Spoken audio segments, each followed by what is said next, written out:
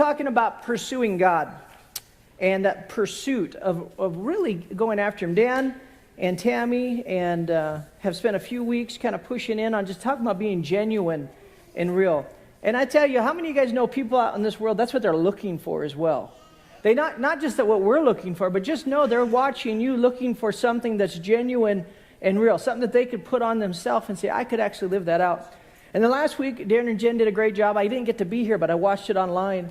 And they really just talked about the idea of your past and detaching that, letting God really be in that and really pursuing Him in that way. Today we're going to focus on something that I think kind of encompasses all that, and it's relationship. It's relationship. It's a relationship with God. It's a relationship with each other. It's a relationship with those you don't even know yet. It's even a relationship with those people you don't like. Not that you have any of those people. But it is interesting. I just want to point out, first of all, just so it's very clear, that God does pursue us. And you got to know, and not just you because you are so wonderful and you go to this church and this and that. He pursues all of His creation. He came and died and rose again so people could find life. So Revelation 3:20 tells us this. Here I am, I stand at the door and knock. If anyone hears my voice and opens the door, I will come in and eat with that person, and they with me. Now, I get the understanding of this because one of my weird things I get to do in life is go knock on people's doors. And I'm going there to pursue them to say, hi, I want to talk to you. And I'm kind of weird where I actually think they want to talk to me. It's true. I'm so excited to meet people. I just kind of broken that way. I always walk up, they have that look on their face like you do when you open your door and you're all, what the heck you doing here? And I'm all, hi, I'm Kristopher. So nice to meet you. I do that kind of thing. Well, God is knocking on that door. And so if you want to say He's not pursuing, you're crazy. Because He's knocking and knocking and knocking and knocking and knocking. And He wants to come in. He wants to hang out.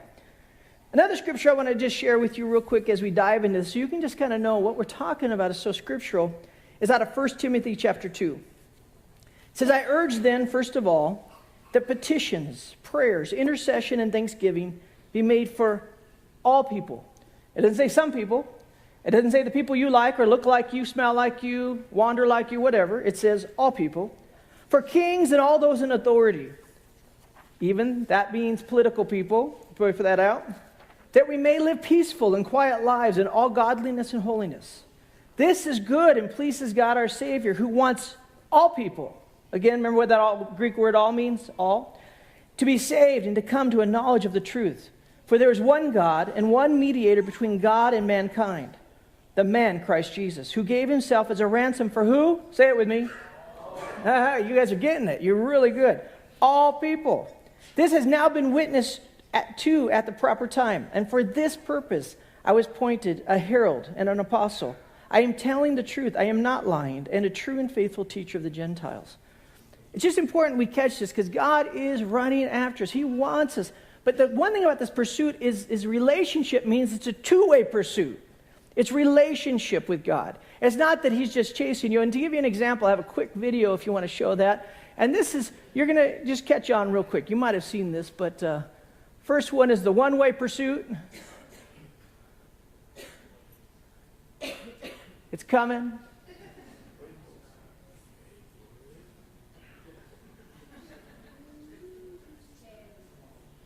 I think.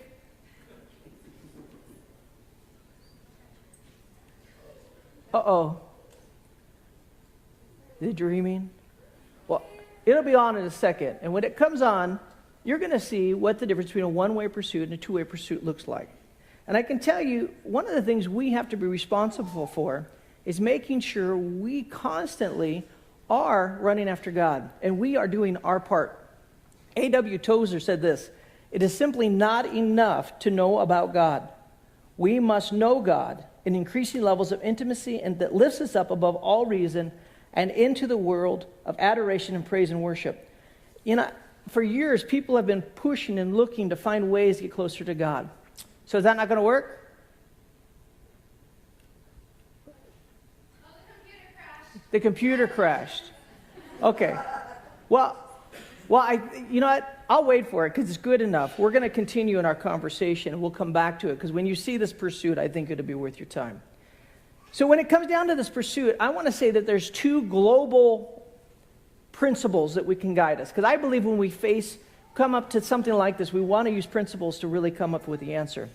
Number one global principle, and I say this because we can get on the same page of these two things, we can get into some practical stuff. The first global principle is the principle you use for one relationship will also translate to the next relationship. And what I mean by that, and it's important you catch this, if I come over here and my relationship with Mark here, it's not going to somehow get better than my relationship over here. Now, you might think at first, you make investments and you know different people and things like that. But there's an intrinsic value. Now, I think here's the problem. Is when we talk about valuing others, we're kind of misdefining that word. We want to come down and define it in a way that says, we might treat each other different, but how we value each other will be consistent. So just know that those are two different words. How I treat somebody might be a momentary action. It might be because you did something that actually I'm okay with, or today you don't smell so bad, Dan, even though you're wearing that thing right there, But we go through different things, and it depends on what's going on in the situation, how we treat each other a lot of times. But if you value somebody, then it doesn't shift or change just because they treated something different. A great example, I would say this. So anybody here for the first time at church today? Oh, hi. How are you doing? Welcome. I have something for you. Do you like chocolate? Oh, yes. There you go. I'm your most favorite person right now. Oh, yes. There you go. You see how that just happened? All of a sudden, she doesn't know who I am. I treated her great. We're going to be friends forever. I gave her too much chocolate. And all of a sudden, we now are at a place that because we did that doesn't mean we value each other any differently. It just means the circumstances are good, right? Welcome to a lot of relationships that happen all the time. A lot of times you might wonder in your marriages or in your friendships with others or your time at church or even your walk with God, why does it seem we're on a roller coaster? Okay? Why does it seem it goes up and down? Because it depends on the circumstances surrounding. But when you stop and you say, wait a minute, I am going to learn how to value, everything changes. And that's what hopefully we get to today. So global number one is you will end up valuing everybody the same because it's a core issue. Now the second principle that's global that I want you to know, are you guys ready? Okay, this is worth watching. It's buffering? Okay, you tell me, give me a thumbs up when you're ready. It's worth the wait, I think. So the second thing here. Oh, they need my flash drive? Oh, hi. It's in the front of my backpack. If you bring it here, I'll show everybody. They'll love this. Well, you're going to love my flash drive because this is where, here, check this out. How many of you guys, we have different themes. It's Wonder Woman. Thank you, honey. So global number two. Now, this is pretty crucial, is how you value someone. We already talked about it's about valuing. How you value someone has nothing to do with circumstances, but it has to do with what you tie that value to. Now, it's important you catch this, because if we, as people, tie our own personal value or other people's values to accomplishments, which a lot of people do. Someone accomplishes something, so you think, oh, those people are awesome. They're actually valuable to me. Well, what ends up happening, if that's all they're tied to, what happens when I all of a sudden can't perform the same? What happens when all of a sudden I can't do what I used to do? What happens when all of a sudden I make a mistake and I make you angry or I go through something? All of a sudden now that a value we had for each other disappears, right? Because it's tied to the wrong thing. We can go to titles. This is a big one. Pastor. And I have the opportunity, I love that I've been able to pastor for 27 years. Long time. Longer than some of you in this room now. That's kind of weird. But anyway, so we have that. But if we tie it to titles, I've seen people have these titles, and next thing you know, something happens, and all of a sudden, people disrespect that person now. They don't have value for them. And it goes back and forth. Okay, you ready? Yeah. And go.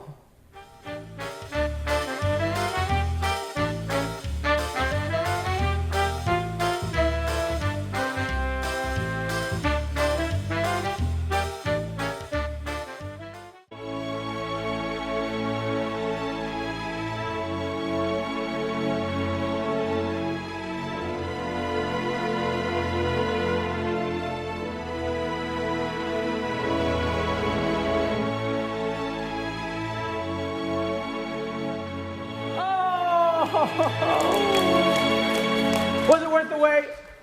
I thought so. And so, but you see where value does matter. Let's keep going through this list, though, because it's crucial.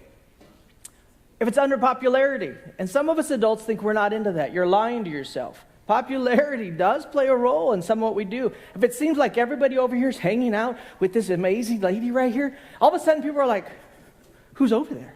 What's going on?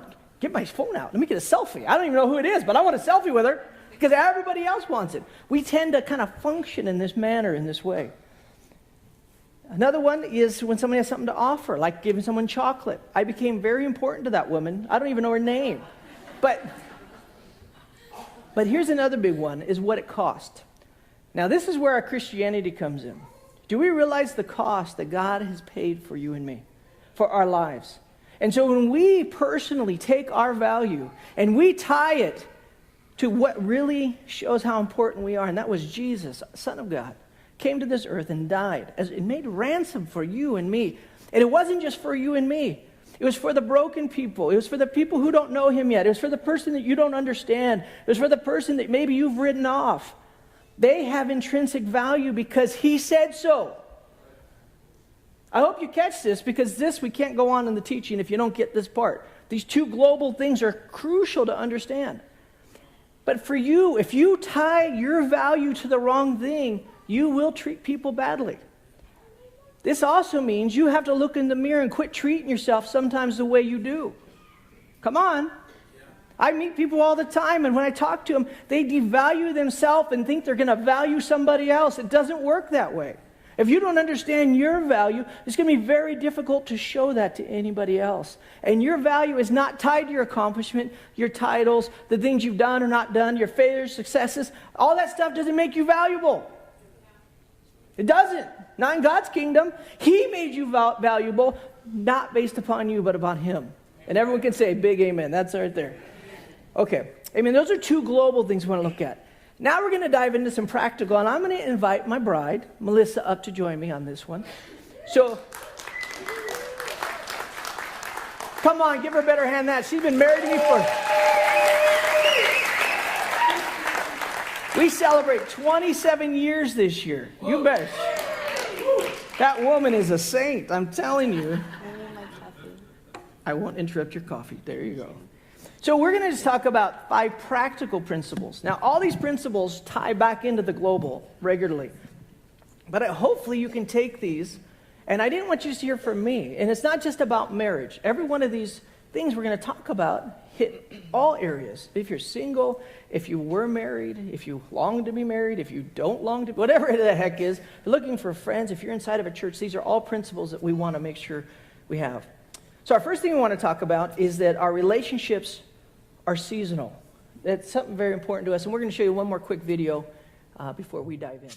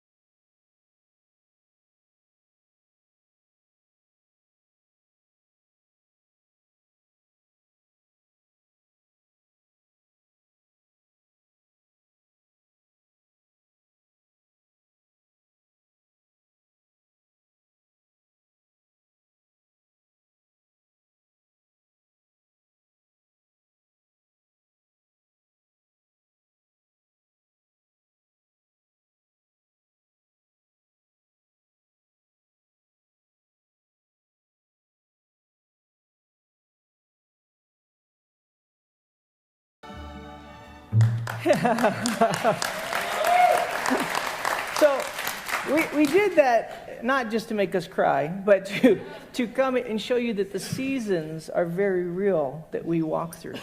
And that, I mean, we can blink our eyes and we can think back to so many of those things. And you saw a lot of smiles on our faces. But in between those smiles was a lot of real life as well. And so these seasons we go through are just very important that we understand. And I also think it's important that you realize that it also means that during these seasons and the changes, you're always re-engaging with what you have a relationship with. I'll give you an example of whether it's church life. Or your walk with the Lord. You know, what you used to do doesn't always work if you just keep doing the same thing over and over, because you change, things shift. The only thing that doesn't change is God, but I still think we have to keep re-engaging with Him to see that relationship grow. So, I don't know, what do you think about all these seasons, dear? Thanks for not crying. I know. Also, we were really blonde at one time. You did that to me, actually. I remember you dying it. I'm pretty sure NSYNC did that to you. One of the things that we wanted to touch on this was just about the idea that where you find your value tends to change as well as you go through these different seasons. And so for me, I can speak to being a mom in that sense, whereas when our kids were little, I found a lot of value because they needed me. You know, if I wasn't there to feed them, they wouldn't eat. And when they were little, you have to change them and you have to rock them and all of these different things. So you find a lot of value in being needed. And then they get older and you start finding value in being the one to help them find their place and grow their wings and all these different things, right? And, you know, when they cry, like, they want mom, and that's a good feeling. So I find value in that. But then they get older, and they go to high school, and they start having other friends and girlfriends or whatever, and they don't need you as much. Not only that, they don't want you as much. Which that's weird, because I'm pretty sure I gave birth to them. I was there, you did. I have stretch marks to prove it. And it becomes a little bit harder to find your value, because this thing that you put all your importance in, it's not the same anymore. And so now we're at a place where our kids are not even at home. And so I feel like just for us, we've just had to constantly reassess, like, where are we finding our value? And it's not in our kids, it's not in how needed we are, but it's in the Lord. Mm-hmm. Well, and it's one of those things that, you know, in life, the reality is there are things that give us, we do something and it makes us feel good about ourselves, feel valued. Those aren't bad feelings, but if it's the only main anchor you have, that's where you get in trouble. And so we've been through some things that have been more difficult at times, learning about where to anchor our value at. Because there were times that I would say, for me, being a pastor meant so much to me that I anchored a lot of my personal worth through that. And we went through a time where that disappeared for a time because we took a step back for our marriage and stuff. And when that happened, I can tell you, I felt I had no value. I mean, I can tell you, I was valueless at that moment. Well, with some good friends and some good counseling and some different things we walked through, I learned, you know what? My value wasn't tied to any of that stuff anyway. Now, don't get me wrong, you might have momentary chocolate moments where you're like, yes, right? This feels good. But the true deep value comes from the Lord. So, and as a father, you might say, well, where was he? How come he didn't change the diapers? I did. I changed many diapers. I fed them, just not as good food. But the funny thing is mom and dads are different. I remember my kids getting hurt, and I'd be like, oh, honey, you okay? And they run right past me to their mom, right? That was how our family was. What she brought to the table was just different. We were very different people in what we do. Psalm 1 says this, blessed is the one who does not walk and step in the wicked, or stand in the way of sinners, or sit in the company of mockers, but those who delight in the law of the Lord, who meditate on his law day and night. The person is like a tree planted by streams of water, which yields its fruit in season, whose leaf does not wither, whatever they do prospers. Now this to me talks about the seasons. Where you're planted matters so much. And just know that seasons are going to come and go. You might be in a fantastic season right now. Hold it loosely, because I can tell you things change. And I say hold it loosely because it doesn't define you. You can enjoy it.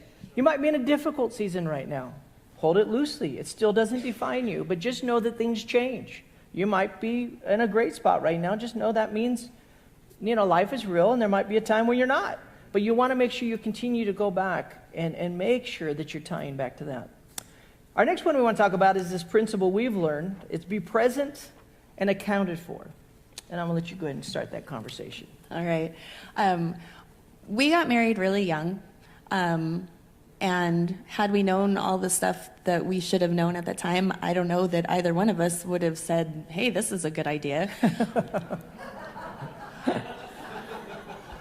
But I think there's a beauty in ignorance, right? Like, we just felt like God was telling us, yeah, this is the right thing, so we did it. But we had to learn a lot of hard lessons along the way. We've been married for a long time, as he said, almost 27 years, and that's not an easy thing to share your life with someone for that long. The first 16 years of our marriage, actually, though, were pretty easy. And we got along swimmingly. We agreed on how to raise kids. We agreed on everything, We never fought. And people would tell us, oh, my husband and I, we're fighting, blah, blah, blah. And we'd think, you guys are doing something wrong because marriage is easy, right? And then all of a sudden, real life happened, and we realized actually we were the ones doing stuff wrong. Because as it turns out, when you bring two people into a relationship, there's going to be conflict. Yes. And the fact that we didn't have conflict for that long meant that one of us was lying. And I'm just going to tell you, it was me. I was raised in a home where having a different opinion than my parents meant that I was being disobedient. It meant that I was rebellious. It meant a lot of different things. So I just learned it was a whole lot easier to just keep my opinions to myself, keep my thoughts to myself, and just go along with what they needed. I was a really good kid, mostly because I just kept all my thoughts to myself. It didn't mean I didn't have differing thoughts. I just didn't announce them. So I brought that into our marriage, as we all do. We bring our childhoods, we bring our baggage, we bring our lives into our marriage. And I think that's what made it so easy for the first 16 years, was because we were going through life, but I didn't realize that I wasn't actually standing up and saying how I felt about things. We went through a transition, which ended up putting us in counseling for a little while. And through that counseling process, I learned that I had spent 16 years not having a voice in our relationship. And I had to learn how to actually speak up. And one of the terms that our counselor used was, you need to learn to be present and accounted for. And it doesn't mean necessarily that one person is right and one person is wrong, or one person is giving in and one person isn't. It means that I'm saying this is how I feel about the situation. Whether we go with it or not, this is how I feel. And it's him validating the fact that my feelings matter, whether he agrees with them or not. And we had to learn that, and it was a really hard lesson for us to learn. But I think it's applicable in all of our relationships. I wish that I could go back to my childhood and be able to be present and accounted for with my parents, because I think that it would have changed some things in the way that my life went. And so now, we have learned to be present and accounted for. We fight a lot more. You can pray for us.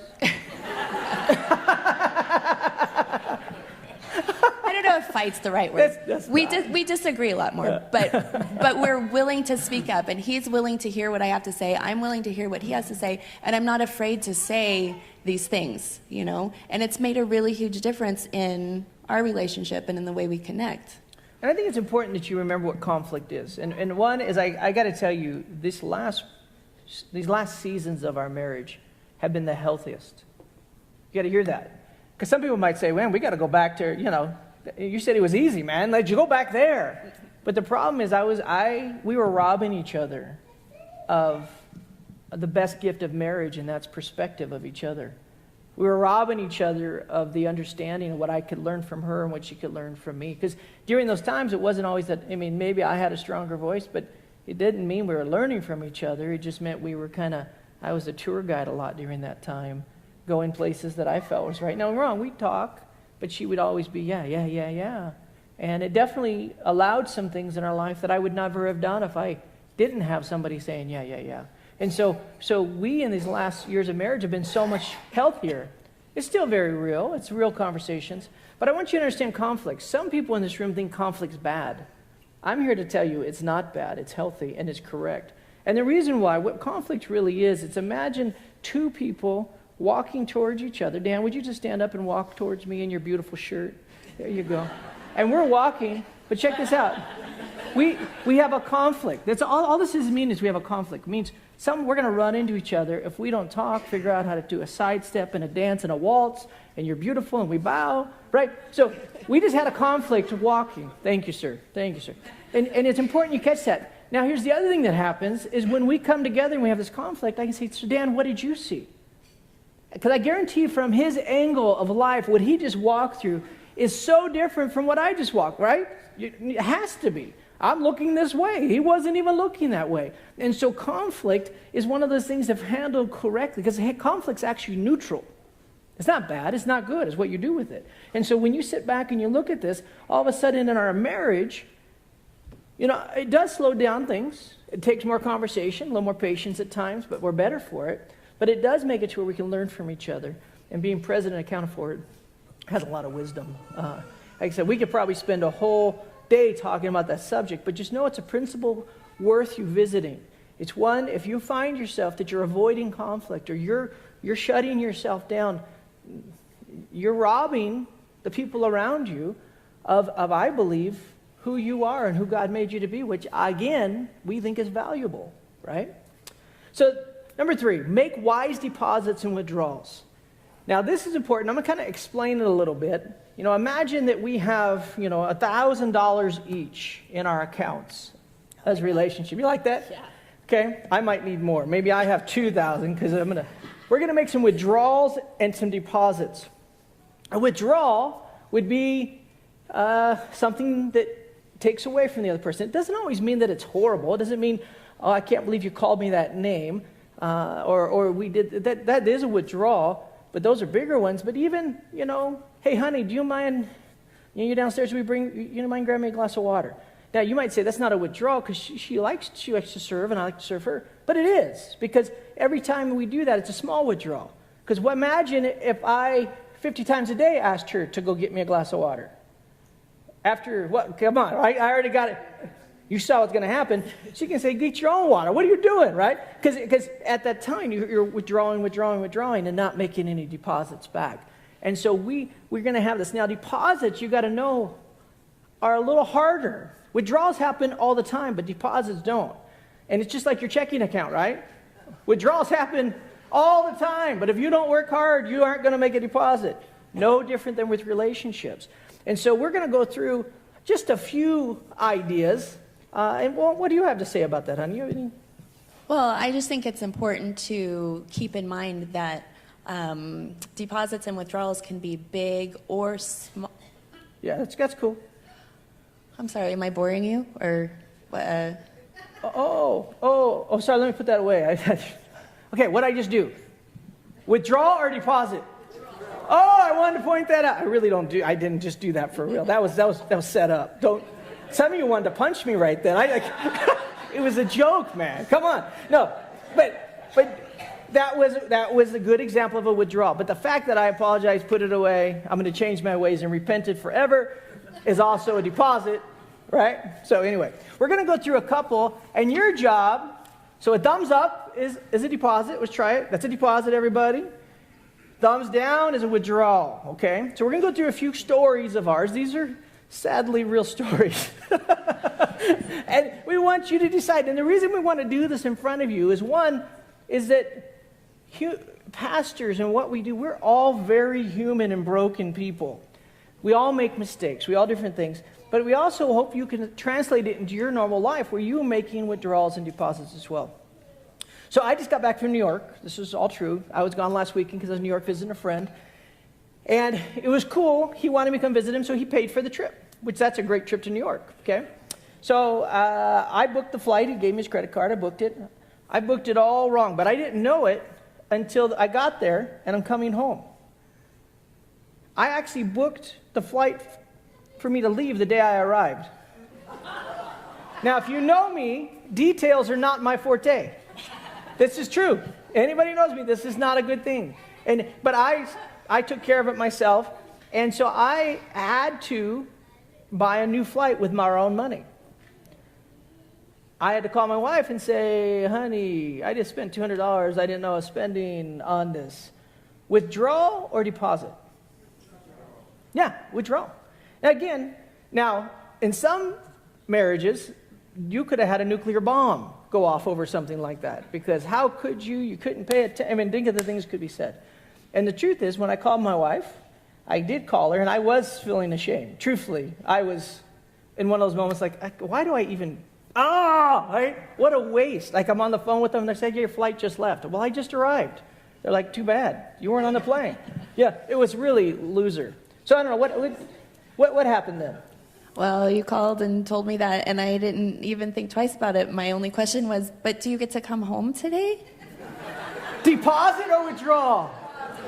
Dude, you know what that did? Immediately. This thing, I really was feeling, you should know, on the phone, I could probably tell my voice like, I'm waiting for what did you do? And instead, this was it. And I got off the phone. I'm a hero. I mean, I wasted $200. But he did get to come home. I did get to come home. And she wanted me to still come home. That was good, too. That's a woo! So, these are real. Okay. Here's another one. I used to travel a lot, and probably too much in my thing. But we traveled to other countries, and I'd always bring her home a gift. Okay? So how many of you guys say that's a deposit or withdrawal? I'd always bring home something thinking about her. Okay. All right, well, here's the problem.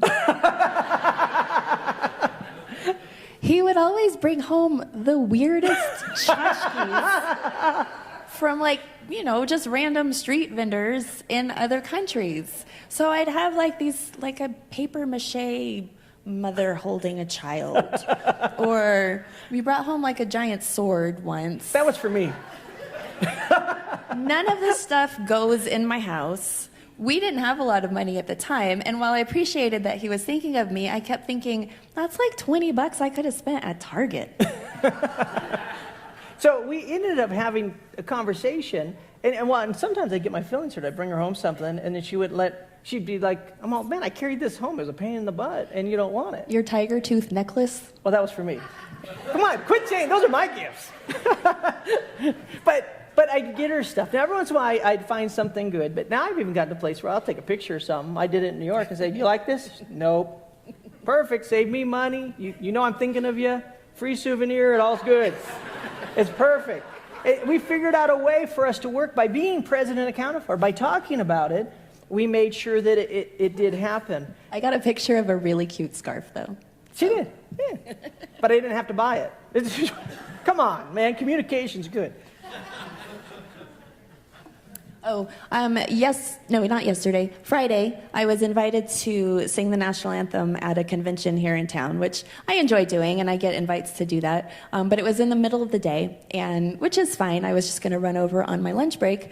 And when I was on my way over there, my husband texted me and said, what time are you singing? And I said, I have to be there at 11:45. And he's all, oh, good, I'm here. I'm going to watch you. And that was a huge deposit. Come on, gentlemen, give me more than that. Because I had my own fan club, completely unexpected. Well, and then speaking of coming to events, my weird world is that I have too many of them, and definitely places that she doesn't like to be. Part of my wife, she doesn't like a bunch of people she doesn't know, doesn't make her excited like it does me. It actually stresses her out. And so, but a lot of times, part of my job requires that my date is with me, and I don't date other people than my wife. So So we, when she comes with me to events, and again, she don't go to all of them. I stop and say which ones are important and stuff. But that's also another time. With her coming is a big, big thumbs up. Or how about asking you to teach her today? This is a big withdrawal. I don't do this, so this is really a big withdrawal. So I'll tell you at least one more good story. So this is when my son was about one. Was he even one? Noah, our youngest. If you don't know, he has curly hair, real big curly hair, fluffy and all that stuff. So beautiful, floofy, just beautiful curls. And so she keeps saying that we need to go get his haircut. And I'm thinking, his first haircut. It's a great idea. Then So I'm going to make a deposit, and I'm at my friend's house, so I cut his hair. I feel like we have mixed emotions in the room. I'm still talking. I took the hair and put it in a baggie and put it in the diaper bag and went home, and then truthfully, I forgot about it. I even forgot. She was off somewhere else. Okay, now I'll hand over the story. Did I mention how beautiful his hair was? Just these big, beautiful curls and his very first haircut. And I woke up the next morning, and I went to go get Noah out of his crib. Oh, no, but it was before that. I was walking in to go get Noah out of his crib, and I saw on the counter a baggie filled with hair. And then I went in to go see my son shaved. Totally shaved. His very first haircut. So I wasn't there, and they left no hair. So my first introduction to her response is I'm at church on Sunday morning, up getting ready to teach in Las Vegas. Our church was pretty big. I'm on a big stage. I look back, and I see her crying.